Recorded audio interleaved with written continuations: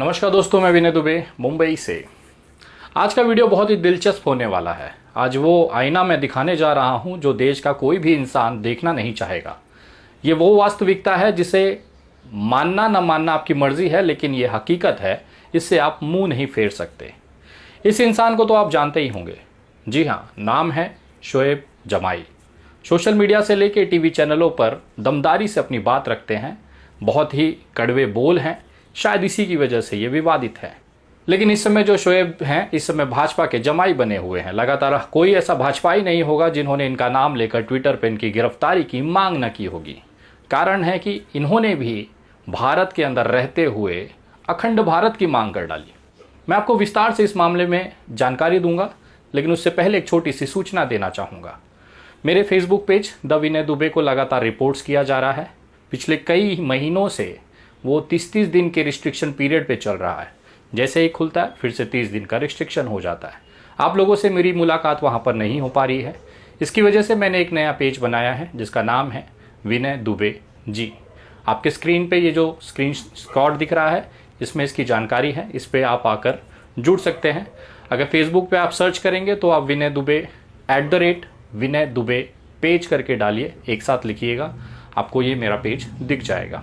आप इस पे जुड़ सकते हैं। आने वाली तमाम वीडियो, फेसबुक लाइव्स इसी से कंटिन्यू रहेगी। अब आते हैं मुद्दे पर। शोएब जमाई इस समय चर्चा में क्यों हैं? उनकी गिरफ्तारी को लेकर करीबन 1,53,000 से ज़्यादा रिट्वीट्स किए गए। भारतीय जनता पार्टी का कोई भी कार्यकर्ता बचा नहीं होगा जिन्होंने इसकी गिरफ्तारी की मांग न की होगी। लेकिन कारण क्या है? ऐसी कौन सी विवादित बात इन्होंने कह दी जिसकी वजह से इनको अरेस्ट करने की इतनी बड़ी मुहिम चलाई जा रही है? दरअसल ये सारा मामला है अखंड भारत को लेकर। आपको याद होगा, कुछ महीने पहले मैंने एक वीडियो बनाई थी जिसमें मैंने बताया था कि आखिर भारत अगर अखंड भारत बन जाएगा, जिसमें अफगानिस्तान, पाकिस्तान, बांग्लादेश जैसे तमाम देश जो आरएसएस और भारतीय जनता पार्टी का एक आइडियोलॉजी है कि अखंड भारत का उनका जो सपना है, उसके अंदर इन तमाम देशों का समावेश है। अगर सनातन आरएसएस और भारतीय जनता पार्टी की बात माने तो भारत का अखंड भारत होना तभी मुमकिन है जब अफगानिस्तान, पाकिस्तान और बांग्लादेश जैसे देश वापस से हमारे भारत का हिस्सा हो जाएंगे। शोएब जमाई ने भी इसको लेकर एक बात रखी। शोएब जमाई ने अपने बयान में कहा, एक वीडियो के दौरान उन्होंने ये चर्चा की कि अगर अफगानिस्तान, पाकिस्तान और बांग्लादेश जैसे तमाम देश, जिसमें कि अधिकतर जो बहुसंख्यक आबादी है वो मुसलमानों की है, अगर ये भारत का हिस्सा हो जाएंगे तो शायद अगला जो प्रधानमंत्री होगा वो मुसलमानों का होगा। खोल करके सुन ले बाबा, कसम खुदा की कह रहा हूं, अल्लाह करे वो दिन आए कि ये देश अखंड भारत बन जाए और पाकिस्तान के रहने वाले 25 करोड़ मुसलमान और बांग्लादेश के रहने वाले 25 करोड़ मुसलमान और हिंदुस्तान के रहने वाले 25 करोड़ मुसलमान, ये तीनों मिलकर के 75 करोड़ जिस दिन हो जाएंगे, उस दिन हमारा ही मुसलमान प्राइम मिनिस्टर होगा और 250 से ज्यादा यहां से हमारे साथ। मुझे लगता है कि इस तथ्य से आप मुकर नहीं सकते। अगर आप भारत के मुसलमानों की आबादी की बात करें तो 20 करोड़ के आसपास अंदाजा लगाइए, हैं तो 25 बट आप 20 मान के चलिएगा। अफगानिस्तान में भी करीबन इतने ही मुसलमान हैं, पाकिस्तान में भी कम से कम इतने ही मुसलमान हैं, बांग्लादेश के अंदर 10 से 14 करोड़ आप मान सकते हैं। अगर इन तमाम आबादी को, तमाम देशों को भारत से जोड़ दिया जाए तो भारत में कोई हिंदू आबादी नहीं बढ़ रही है, बढ़ रही है मुसलमानों की आबादी, जिसकी वजह से ये पूरा टेंशन का माहौल सोशल मीडिया पर तैयार हुआ है। आज तक आपने देखा होगा कि हर सनातनी, हर भारतीय जनता पार्टी का कार्यकर्ता, आरएसएस कार्यकर्ता, बजरंग दल कार्यकर्ता, विश्व हिंदू परिषद लगातार अखंड भारत की मांग को लेकर आंदोलन करते रही है। लेकिन तथ्य ये हकीकत है कि अगर अखंड भारत बना तो मुसलमानों की जो तादाद है देश के अंदर वो बढ़ेगी। अफगानिस्तान के 20 करोड़, पाकिस्तान के 25 करोड़, बांग्लादेश के 10 करोड़ और भारत के 20 करोड़ जो मुसलमान हैं, ये एक साथ आकर एक बड़ा समुदाय बन सकते हैं। अभी तक आपने भारतीय जनता पार्टी के बहुत सारे सांसदों को, विधायकों को और नेताओं को ये कहते हुए सुना होगा कि 4 बच्चे पैदा करो, अन्यथा जिस दिन मुसलमान 40 करोड़ हुआ, इस देश का प्रधानमंत्री बन सकता है एक मुसलमान। 40 करोड़ की आबादी पर ही भारतीय जनता पार्टी के नेताओं को लगता है कि वो प्रधानमंत्री बन सकते हैं। शोएब जमाई ने भी भारतीय जनता पार्टी की ही बात अपने मुंह से कही है। उनका भी यही कहना था कि अगर अफगानिस्तान, पाकिस्तान और बांग्लादेश के साथ भारत के मुसलमान एक साथ आ गए तो सबसे ज़्यादा सांसदों की संख्या मुसलमानों की होगी, जिसके आधार पर लोकसभा या राज्यसभा के अंदर बहुमत के आधार पर एक अपना संसदीय दल का नेता चुना जाएगा। अगर मुसलमानों की संख्या ज़्यादा होगी तो ये संसदीय दल का नेता एक मुस्लिम ही होगा जो कि आगे जाकर प्रधानमंत्री पद का शपथ लेगा। ये वो तथ्य है जिसको लेकर बवाल मचा हुआ है। मुझे समझ में नहीं आ रहा कि जो मांग भारतीय जनता पार्टी, आरएसएस, बजरंग दल, विश्व हिंदू परिषद और तमाम वो भाजपा के समर्थक कर रहे थे, वही समर्थन, वही आवाज़, वही बात, वही मांग शोएब जमाई भी कर रहे थे। इसमें दिक्कत क्या है?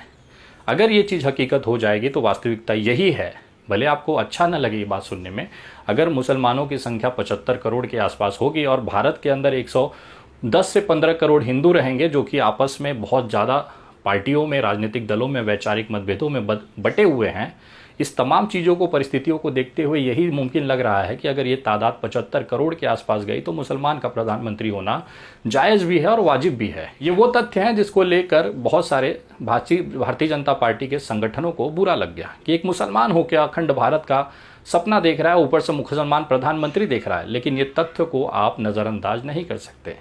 दूसरा सबसे बड़ा एक षड्यंत्र शोएब जमाई के साथ ये भी चल रहा था कि पिछले कुछ महीनों से लगातार वो सोशल मीडिया पर एक्टिव थे। भगवा लेफ्ट ट्रैप करके एक इन्होंने मुहिम चलाई थी जिसमें मुसलमान लड़कियों को हिंदू लड़कों से रोकने के लिए एक पूरा का पूरा मोमेंटम उन्होंने तैयार किया था, जिसको लेकर सोशल मीडिया पर उनको सकारात्मक सपोर्ट और पहल दिख रही थी। बहुत सारे लोग इसको लेकर चर्चा कर रहे थे। आपने तमाम वीडियो देखी होगी कि अगर कोई एक मुस्लिम लड़की किसी हिंदू के साथ घूम रही है तो कितने ही लोग उसको घेर कर उसकी वीडियो बना रहे हैं, ताकि लोगों को एक जानकारी दी जा सके कि जिस तरह से लव जिहाद को लेकर एक मोमेंटम चलाया जा रहा है, वैसे ही भगवा लव ट्रैप नाम का भी एक मोमेंटम इस देश के अंदर चलाया जा रहा है। इस तमाम चीज़ों को रोकने के लिए, अपने धर्म की लड़की को किसी दूसरे धर्म में न जाने के लिए ये मुहिम चलाई जा रही है, चाहे वो सनातनी चलाए, चाहे मुस्लिम समुदाय के कुछ लोग चलाएं। इसको लेकर लगातार वो आक्रामक रहे हैं। इस विवादिता के कारण ही भारतीय जनता पार्टी की आंखों में ये फूटे नहीं समा रहे थे। इसके साथ ही बीच में काजल हिंदुस्तानी नाम की भारतीय जनता पार्टी की एक बहुत बड़ी प्रवक्ता हैं जो सोशल मीडिया पे खासा तौर पर एक्टिव हैं। इनको लेकर भी जब इन्होंने गुजरात में एक विवादित बयान दिया था, शोएब जमाई ही ने ही इनकी गिरफ्तारी की मांग को लेकर शुरुआत की थी। इसका असर ये हुआ कि गुजरात पुलिस ने, जो कि भारतीय जनता पार्टी के अधीन आती है, नरेंद्र मोदी जी का गृह राज्य है, वहाँ की पुलिस ने काजल हिंदुस्तानी को गिरफ्तार कर लिया। इसके बाद एक और मामला आता है। ट्विटर पर एक साइबर हंट्स नाम का एक आईडी है जो लगातार मुसलमानों को गालियाँ देना, उनको अपमानित करना, और कोई भी ऐसा मौका नहीं छोड़ता था जब वो मुसलमानों को टारगेट नहीं करता था। इसको लेकर भी शोएब जमाई ने लगातार आवाज़ उठाई। कुछ दिन पहले ही राजस्थान के जयपुर ज़िले में एक वेबसाइट के डेटा हैकिंग को लेकर इस मामले में साइबर हंट यानी कि संजय सोनी को गिरफ्तार किया गया। बहुत सारी मीडिया संस्थानों ने भी संजय सोनी और इस डेटा लीक को लेकर कवर किया, जिसमें उन्होंने दावा किया था कि 15 लाख हिंदू बच्चियों का, महिलाओं का बहुत ही अंतरंग डेटा जो है वो लीक किया गया। बाद में उसी कंपनी को इसे बेचने के एवज में पैसे लेकर उसे ब्लैकमेल किया गया, जिस कारण पर इस संजय सोनी उर्फ साइबर हंट्स को सोशल मीडिया के जो इस समय बहुत छोटे से सब्सक्राइबर, बहुत फॉलोअर्स लेके ये बहुत ज़्यादा चीज़ें एक्टिव रहता है, उसको लेके इनकी गिरफ्तारी हुई थी। लेकिन बाद में इनके परिवार की तरफ से ये दावा किया गया था कि हेट स्पीच को लेकर धारा 295A 153 के अंतर्गत इसकी गिरफ्तारी हुई। हकीकत क्या है ये कोई नहीं जानता। अभी तक साइबर हंट्स ने वो FIR की कॉपी नहीं पोस्ट की है जिसमें ये दावा कर रहे थे कि डेटा लीकिंग के मामले में नहीं, इनकी विवादित बयान यानी कि हेट स्पीच को लेकर इनकी गिरफ्तारी हुई थी। इनको जेल पहुंचाने के पीछे भी बहुत सारे भारतीय जनता पार्टी के जो राइट विंगर्स हैं, IT सेल है, वो ये दावा करता है कि ये जो गिरफ्तारी हुई है शोएब जमाई की वजह से ही हुई है। उसका भी एक गुस्सा इनके अंदर था।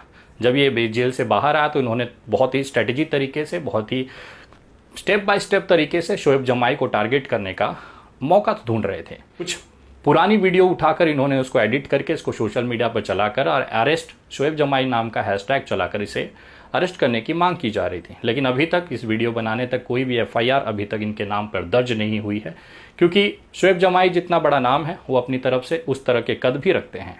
सामाजिक जीवन हो चाहे राजनीतिक जीवन हो, उनका जो कद है, लगभग सभी पार्टियों में उनके मित्र हैं, सभी प्रशासनिक अधिकारियों से उनके अच्छे संबंध है। शायद यही कारण है कि बार बार इस तरह के विवादित बयान देकर भी उनके ऊपर कार्रवाई नहीं हो पाती है। लेकिन इस बार मामला थोड़ा सा गंभीर हो चुका है।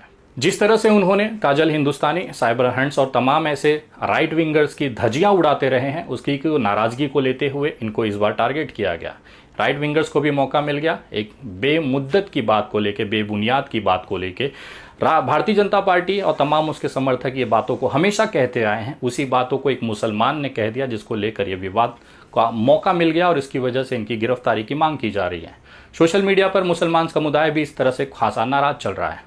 उनका ये मानना है कि शोएब जमाई जैसे प्रवक्ता अगर टीवी मीडिया पे मुसलमानों की तरफ से बात रखते हैं तो केवल वहाँ पर उनको जलालत ही मिलती है, उन्हें गालियाँ सुननी पड़ती हैं, तमाम इस तरह की चीज़ें, अपमानजनक चीज़ें उनको वहाँ पर टीवी पे सहनी पड़ती है, जिसका एक पूरे देश के अंदर गलत मैसेज जाता है।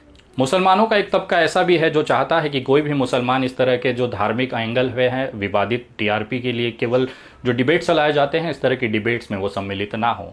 शोएब जमाई इस पर क्या प्रतिक्रिया लेते हैं, ये उनका व्यक्तिगत जीवन है, व्यक्तिगत डिसीजन है, लेकिन मुसलमानों के देश के जो भारत के मुसलमान हैं वो चाहते हैं कि किसी भी डिबेट पे, किसी भी टीवी चैनल पे जब धार्मिक आधार पर मुसलमानों को लेकर टारगेट किए हुए अगर कोई डिबेट चल रहे हैं तो उसे सीधे सीधे इस तरह के मुस्लिम प्रवक्ताओं को बाइकआउट कर देना चाहिए। शोएब जमाई इस समय विवादों में है, लेकिन मुझे इस तरह से कोई भी विवाद उनके जीवन में नहीं दिखाई दे रहा है। हो सकता है कि मैं वो चीज़ें नहीं देख पा रहा हूँ जो आप देख चुके हैं। मैंने जितनी रिसर्च की उसमें यही पता चला है कि इन्होंने कट्टरता के साथ अपनी बात मुसलमान कौम, अपने धर्म को लेकर रखी है। अभी थोड़े दिन पहले ही अमन चोपड़ा के एक शो न्यूज़ 18 पर हाथापाई हुई। एक खान करके महिला है जिन्होंने इनके साथ हाथापाई करने की कोशिश की। ऑडियंस में बैठे किसी दर्शक ने इसकी वीडियो बनाई और सोशल मीडिया पर वायरल कर दी। न्यूज़ 18 पर यह एपिसोड नहीं आया, लेकिन उसके बाद ये वीडियो लगातार चर्चा में रहा है। लेकिन इस मामले में जब मेरी बात हुई शोएब जमाई जी से तो उन्होंने कहा है कि इस हाथापाई को लेकर वो जल्द ही कानूनी कार्रवाई कर रहे हैं। सुबीवी खान नाम की जो महिला है उसके ऊपर एफआईआर दर्ज कराई जा रही है, उसके दस्तावेज तैयार किए जा रहे हैं। आगामी भविष्य में देखना होगा और दिलचस्प होगा कि ये लड़ाई किस करवट जाती है। क्या देश के अंदर गोदी मीडिया केवल यही काम रह गया है कि हिंदू मुसलमान करके भारतीय जनता पार्टी को राजनीतिक तौर पर इसको फ़ायदा पहुंचाया जाए? जो आज तक का इनका इतिहास रहा है उसमें यही दिखता है कि केवल मुसलमानों को टारगेट करके देश के हिंदुओं को अंदर एक नफरत पैदा करना और इसका राजनीतिक लाभ भारतीय जनता पार्टी जैसे नफरतबाज पार्टियों को पहुंचाने तक ही इस गोदी मीडिया का अहम रोल रह चुका है। आपका इस शोएब जमाई वाले कांड पर क्या कहना है, कमेंट करके ज़रूर बताएं। ये वीडियो ज़्यादा से ज़्यादा लोगों तक पहुँचाएँ। अगली वीडियो बहुत जल्द, तब तक जय हिंद, जय महाराष्ट्र।